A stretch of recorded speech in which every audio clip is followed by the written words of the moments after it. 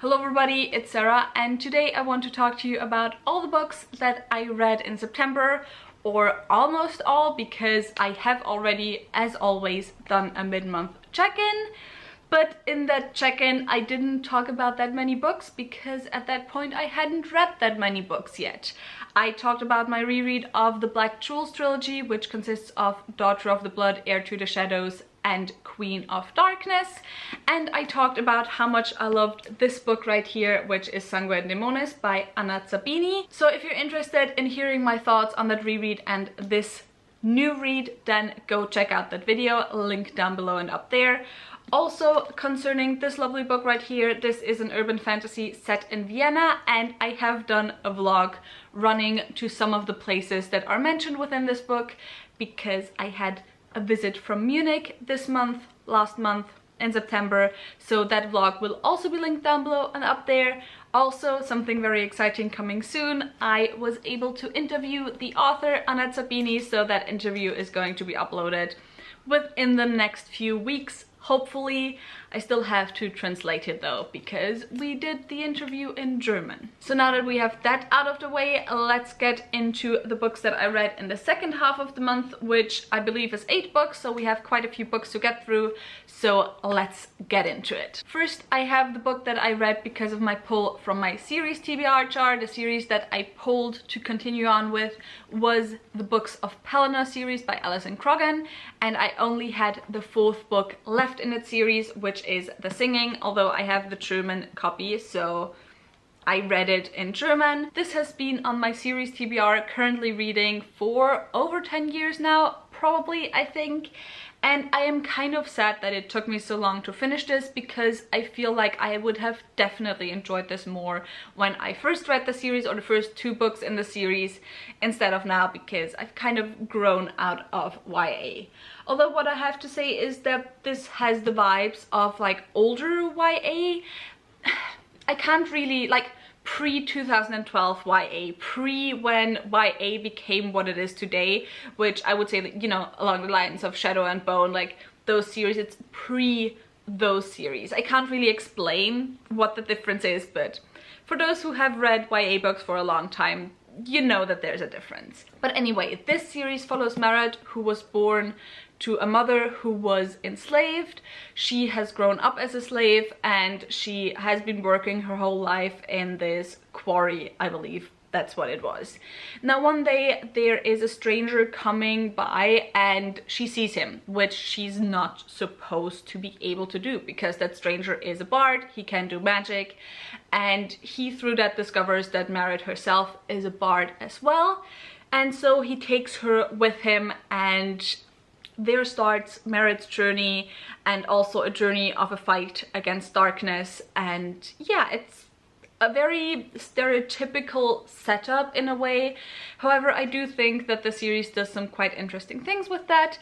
I did like how the series was built. We kind of only follow Merit and Cadvan, who is the stranger in the first book, and then also in the second book. Then in the third book we follow a different character, and in the last book the 2 perspectives of the 2 different characters that we, you know, get perspectives from are combined to bring the story to a whole, so to say. I don't know. I feel like I'm talking weirdly right now. But yeah, I enjoyed it. I'm happy I'm done with it, but I honestly don't think this is gonna be a series that I will keep on my shelves. Again, I feel like if I had read it earlier in my life, so if you're someone who still really enjoys YA, that might still be the case for you. I feel like if I had read it earlier, this would definitely be a nostalgia series, or would have become a nostalgia series. Or not if I had read it earlier, if I had finished it earlier. But like this, it's just sadly not. Then I have the Steppenwolf by Hermann Hesset. This is my first Hesset novel.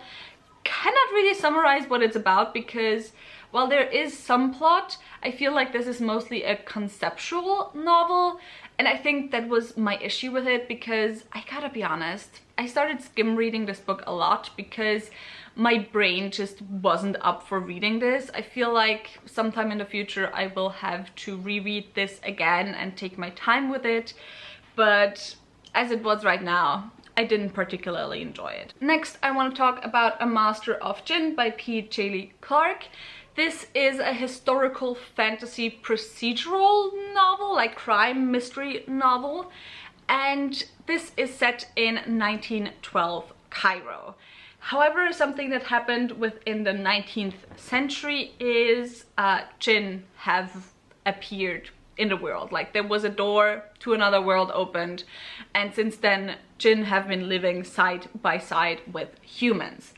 And so when one day, like, this brotherhood, this secret brotherhood of white people is found killed and burned in Cairo, our main character Fatma, who is, what is she called? She is part of the Ministry of Alchemy, Enchantments and Supernatural Entities, is tasked with finding who was responsible for this crime. And so yeah, that's the basic gist of the story. I really highly enjoyed this. I enjoyed all our characters. I loved Fatma. I loved the colonial commentary within this book because a lot of it is quite snarky and just, you know, it's just really good. It's really well done, and I really enjoyed it. I mean, I would recommend reading the short story that comes before this, which is A Djinn in Cairo, I believe. That's what it's called. It's not absolutely necessary to understand this book, but there's some context that is missing otherwise. There's some hints to that story within this story as well, or within this book as well. And you can find the short story for free on the website of Tor. So I think it's of Tor. So you should be absolutely fine with that. It's easy to find, and it's just not even 100 pages, I think. So it's just something I would recommend doing. Then sadly, the next book I want to talk about wasn't quite as much fun for me as Master of Djinn, and that was The Midnight Bargain by C.L. Polk. I won't talk about this too long because this was the buddy read for September for my book club of Queens, Witches and Valkyries. We read one adult high fantasy book written by a woman or genderqueer person per month. In October we're not reading anything because I am stressed, but I usually upload a review for every single of the buddy reads, so I will have a review of this up on Thursday. It will be my next video after this, so I won't stay with this for too long. But first, a little summary. In this book, we follow Beatrice, who is going to the city where there's, like, every year there's a bargaining season where young eligible women just kind of, you know, show themselves to society, and men get to bargain on them and get to choose a wife among them and bargain with the fathers of the young women whether or not that woman is gonna be their wife. Now, our main character Beatrice does not want to marry. She does not want to be a wife because to be a wife means to be forever cut off from magic, and she has no bigger dream than to become a sorceress. Because of that, she goes to search for a grimoire, and she doesn't get the grimoire because another woman swoops in and takes it away from her. And so Beatrice summons a spirit of luck and makes a bargain with that spirit to get the grimoire back. However, the price the spirit demands is her first kiss. Well, the spirit doesn't want her first kiss, but the spirit wants her to kiss another man who happens to be the brother of the woman who stole the grimoire from Beatrice.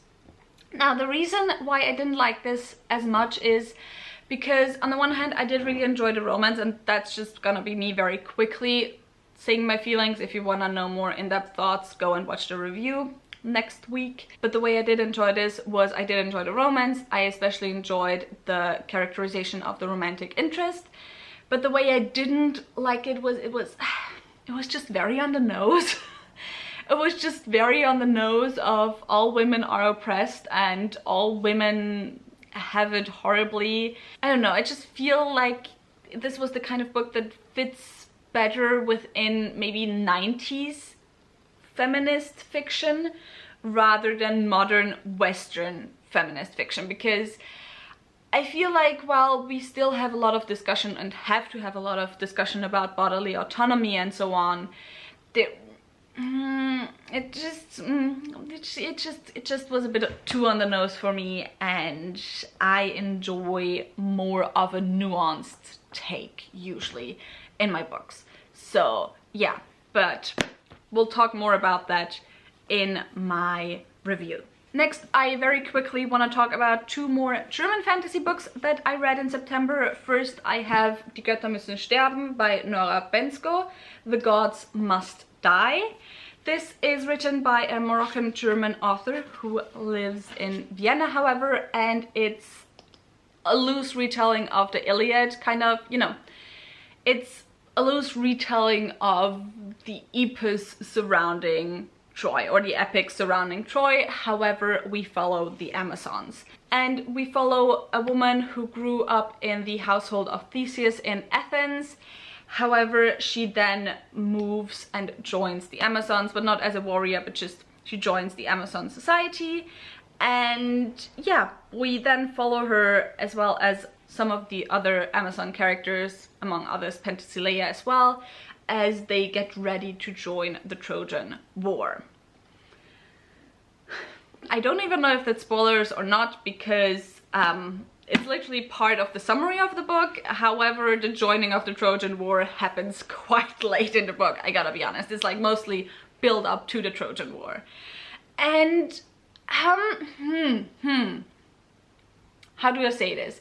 This is one of those books where I feel like I appreciate it. I especially appreciate it because I think it is a debut novel.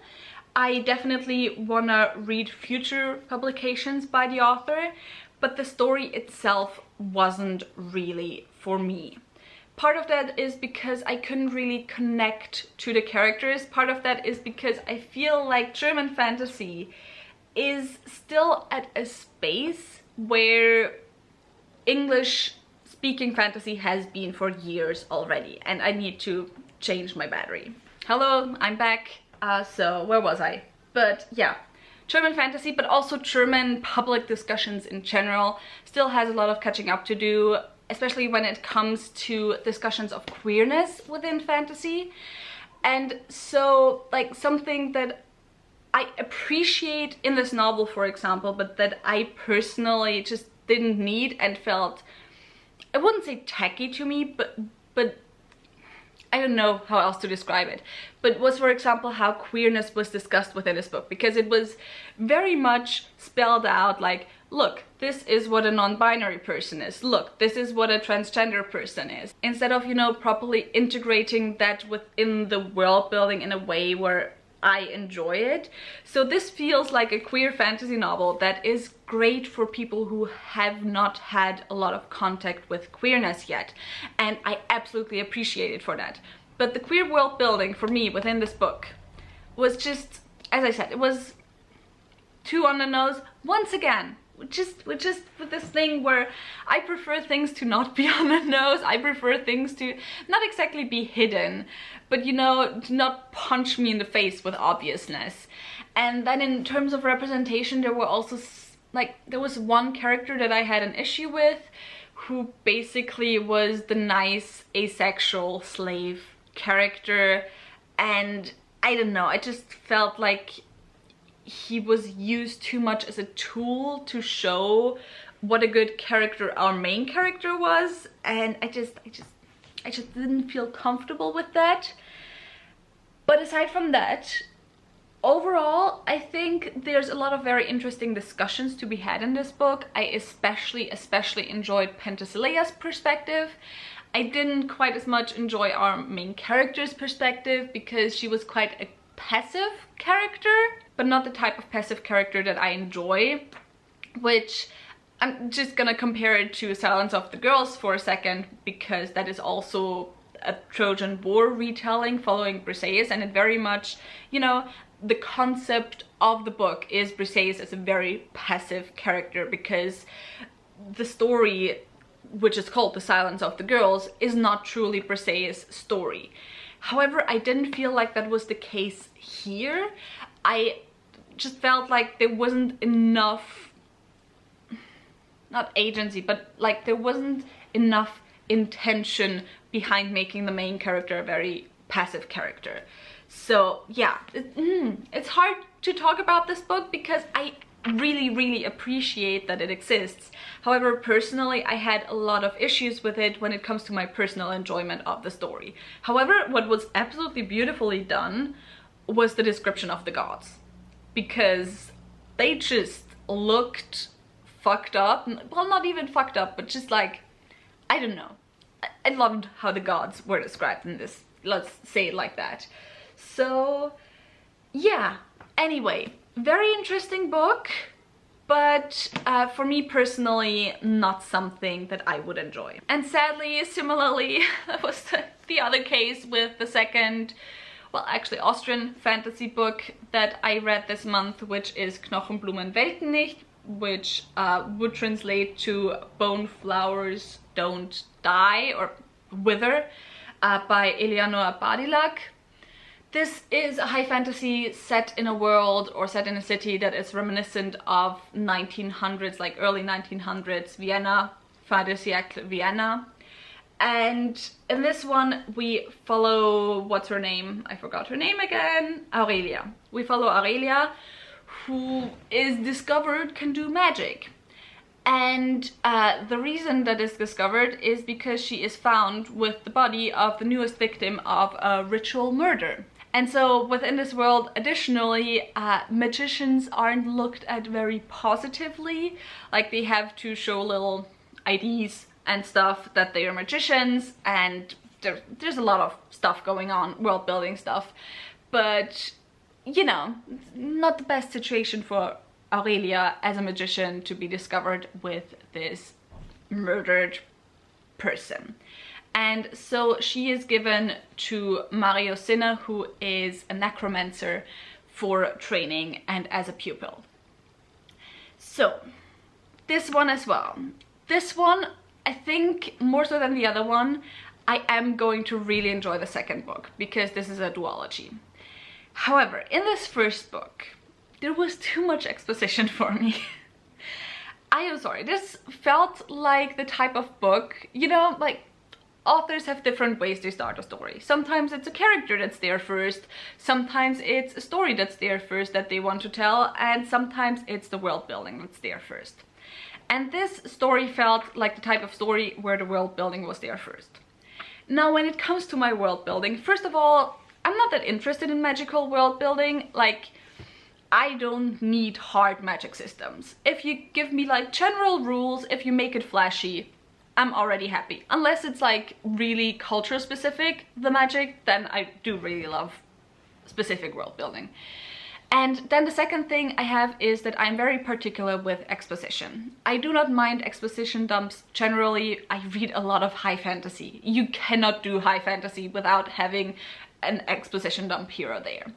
However, the way I like my exposition dumps to be is either in the way like Mike Brooks does it, who is the author of The Black Coast, where he does most of the exposition in a way where he has like non-fiction interludes where an academic or whatever in world describes a certain part of the culture or the magic or whatever. I really enjoy those parts of exposition dumps, or I just enjoy getting little bits and getting those little bits either right before we need the little bit or right after we would have needed it to like retrospectively explain it. Now, the first 2/3 of this book are basically mostly world building and 90% exposition dumps. The exposition dumps make sense, like they're not just tacked on, because they are mostly done in a way where Aurelia gets a lesson from her new master and he explains stuff to her. However, for me it was just too much because I wanted to get to the freaking ritual murders and I wanted to get to plot happening. However, if you enjoy like magical school type settings, I think then you might enjoy it, because that was what this mostly was. And once again, we have the case of the back completely spoiling the book. And if you think English publishers are bad with this, with like, you know, spoiling plot points that happen halfway through the book, no, this spoils something that literally happens in the last 3 chapters. Like, what the fuck? Who wrote this? I mean, not the book, like the back of the book. I really enjoyed the writing, however. I really enjoyed the characters, although again, with the amount of exposition we got, that kind of kept me a little bit from connecting to the characters. But I really hope that now we have 90% of the stuff set up, that in book 2 we'll get less exposition, and I think then, if that's the case, I'll really like book 2. So 2 books left. First, because I already mentioned him, I read The Splinter King by Mike Brooks, which is the second book in the God King Chronicles. The first book was The Black Coast, which I read in August, I believe, and highly enjoyed it in August. So I was very happy to see that this book was published in September. Also, the covers are so gorgeous. I absolutely love them. And this is an adult high fantasy series, and it's kind of hard to explain what it's about, because especially in the second book we follow a lot of different perspectives in a lot of different places. But the main storyline in book 1 focuses on this one village, which is Black Creek or Black Keep. I forgot which of the two it is. And every few years they get raided by raiders. Now, the ships of the raiders have been discovered once again on the horizon. However, when they arrive, the raiders do not come to, you know, raid. However, they come to settle, and they come to ask if they can settle because they are fleeing from something, and we find out within the course of the book what that something is. Now, that is just one of many different storylines, and in book 2 we get a lot more from the other storylines. I actually really like the way it was handled, because in the first book we have the time to really, you know, get into that one storyline and be introduced to the other storylines, and in this book we follow that one storyline less, and we get a lot more from the other storylines, which I have to be honest is part of the reason why I might have enjoyed this book a little bit less than the first one, because I just fell in love with the people from that one storyline, and we didn't get enough of that, and I was like a little bit sad. But I fell in love with the other characters in this one, so it's completely fine. Also, I will leave it at that now, because I do want to film a review of what we have of the series so far. I'm probably mostly gonna be talking about the Black Coast, and the only thing I want to mention, tag on, is that the queer world building in this is chef's kiss, everything I want, which I feel so bad about that, but yeah, so beautiful. The queer world building in this is so beautiful. We for example get a character who changes pronouns from the first to the second book, which I really appreciated, and who also changes their name, and the way that it's done is just very nice. And you know, once they decide on a new name, the old name isn't mentioned once anymore, and just I appreciate those little types of details. Last book for this wrap-up, I have Star Eater by Kirsten Hall. This is an adult fantasy standalone, and in this one we follow, what's her name, Elfreda, Elle, who is she called a Star Eater? I don't know, but she's part of this sisterhood, and the sisterhood consists of cannibal priestesses, basically.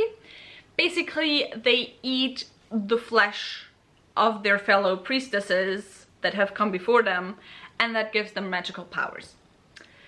And also there's huge cats, which is also amazing, and also there is zombies, which is also quite fun. And so Elfreda lives as a novice within the sisterhood. However, quite early on she gets caught up in kind of, you know, more political aspects of the sisterhood, which might or might not put her in danger.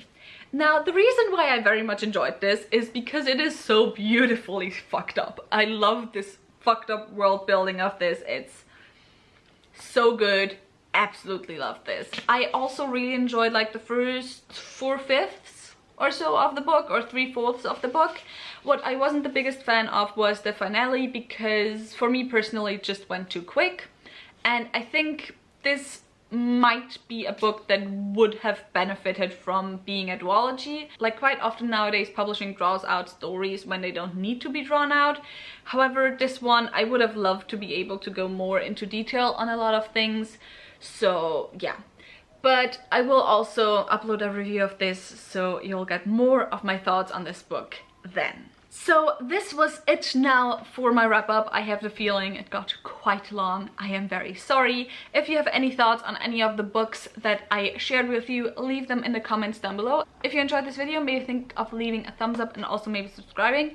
All the links to my social media as well as all the links to the book club I mentioned are linked down below. Yes, we're not reading a book in October, but I don't know, maybe you're interested in seeing what books we've read so far this year and reading one of those, sharing your comments, sharing your thoughts on that one. But anyway, the Discord, the Twitter, everything will be linked down below.